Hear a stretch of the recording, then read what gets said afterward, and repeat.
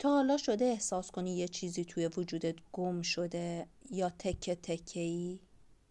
یه روز قوی، یه روز بی‌انگیزه، یه لحظه خوشحالی، یه لحظه بعد توی درگیری ذهنی.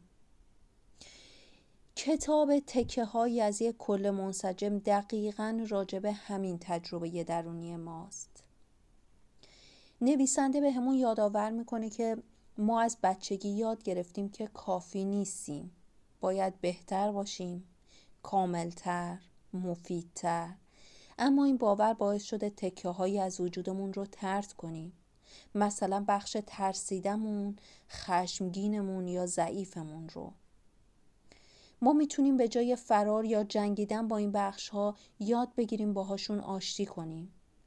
و وقتی احساس بی‌ارزشی یا ناکافی بودن میکنیم یادمون بیاد که این فقط یک باور قدیمی ذهنیه، نه حقیقت.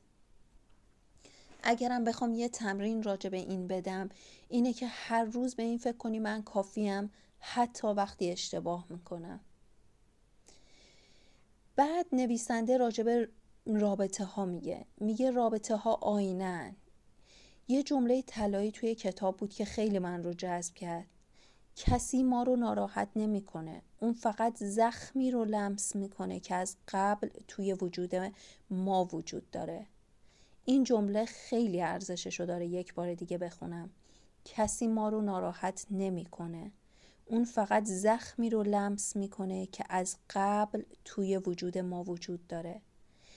به عبارت دیگه چیزی که در دیگری تو را آزار میده اغلب بخش ناپذیرفته‌ای از خود توست. یعنی چی؟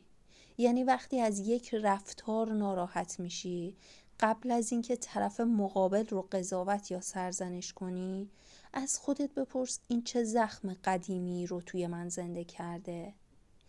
این ناراحتی چه چیزی از من رو داره نشون میده؟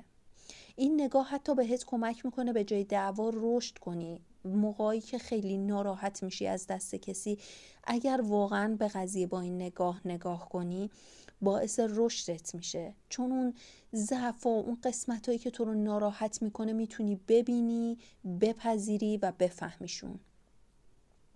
بعد نویسنده راجع به صدای این میگه که صدای ذهن واقعیت نیست. ذهن ما عاشق داستانسازی و پیش داوریه. مثلا مدام توی ذهنمون میگیم اگه این کارو نکنم حتما شکست میخورم، یا اگه این کارو بکنم حتما شکست میخورم. اگه ناراحت شم پس یعنی آدم